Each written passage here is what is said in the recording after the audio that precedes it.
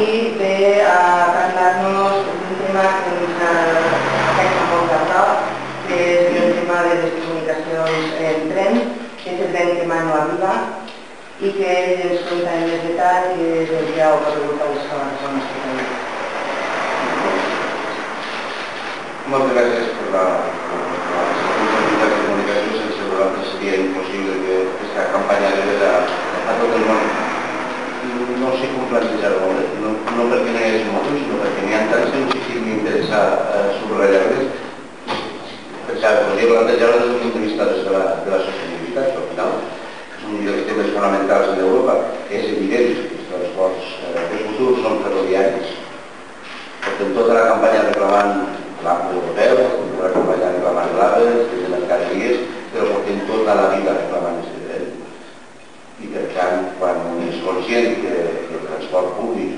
sobretot en aquest cas, a més els autobusos tampoc cobreixen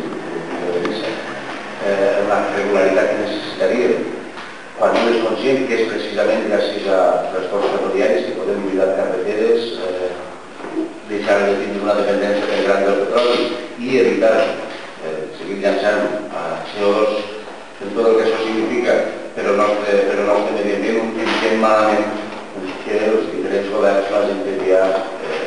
hagin corregit ja aquest error històric de ja més de 30 anys. Podria plantejar-ho des del punt de vista de la vertebració del país.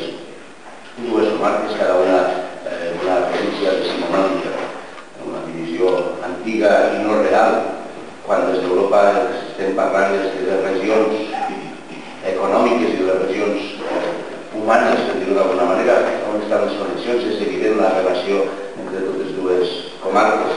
i és evident també que malgrat aquesta relació històrica, comercial, etc., segueixen estant cadascuna en una província diferent i això tampoc no ens facilita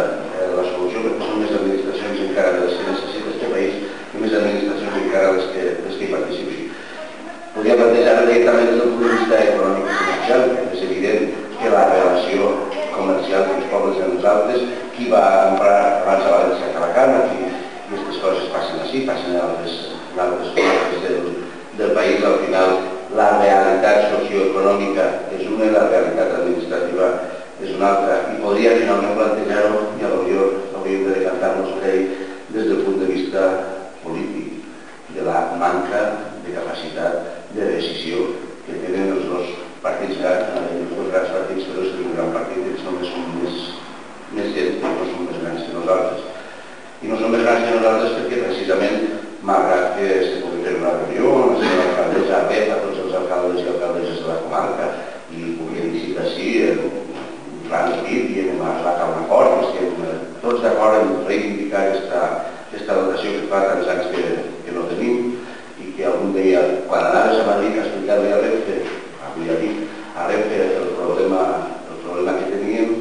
acabaven davant del pla de dir, total, és este trocito, no, pues este és el nostre trocito, és este trocito que diuen aquí en Madrid, és el problema que tenim precisament en aquestes comarques. Dic, la falta absoluta de poder polític i de capacitat de prendre decisions que té el Partit Popular i el Partit Socialista en aquestes comarques. És de molta vergonya, perquè com alcaldes, alcaldesses, regidors i regidores defensen allò que és una infraestructura absolutament necessària per als ciutadans i les ciutadanes i que després els seus partits a València voten en contra quan fa la proposta. És una qüestió de coherència, és una qüestió de dignitat.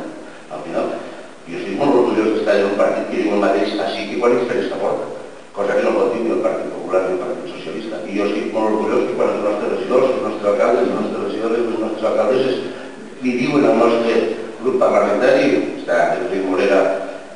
darrere, secretari general i diputat, escolta, hi ha aquest problema, s'estudia i estem d'acord, se porta a les Corts i diem el mateix en les Corts Valencianes que diem en cada un dels pobles i ciutats, cosa, insistís, que no fan el Partit Popular ni el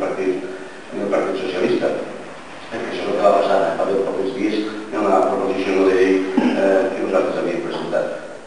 Mentre la Comunitat Autònoma de Madrid i la Comunitat Autònoma de Catalunya han pogut signar convenis amb l'Estat per millorar les seves xarxes ferroviàries amb inversions, perquè els convenis van acompanyats d'importants inversions econòmiques per part del govern central per a millorar i per a dibuixar aquells trossos de xarxa que encara no estaven ni començats a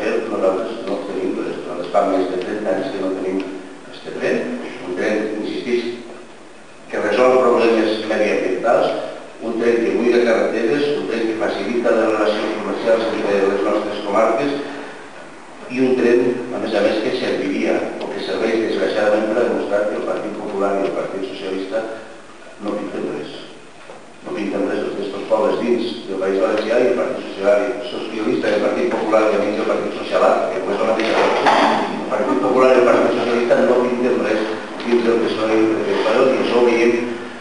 amb especial per en aquestes eleccions europees, on el Partit Popular, que tenia 2 eurodiputats valencians, si no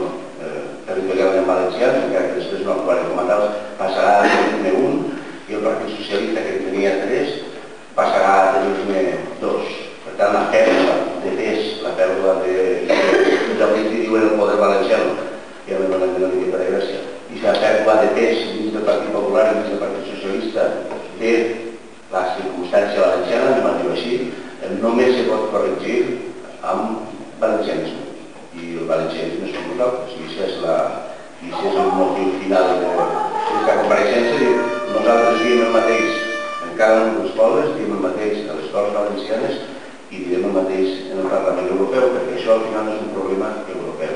perquè la cohesió territorial, les relacions entre els pobles, la defensa del comerç per a protegir també d'aquesta crisi, el facilitar el transport d'unes persones d'uns llocs als altres, tot això és política europea. La política que fem els nostres ajuntaments dia a dia és política europea, perquè això és Europa malgrat el Partit Popular i el Partit Socialista insisteixen tant en amagar aquest debat. I amaguen aquest debat suposa que, perquè saben que és un debat en què estan condemnats a perdre a la llarga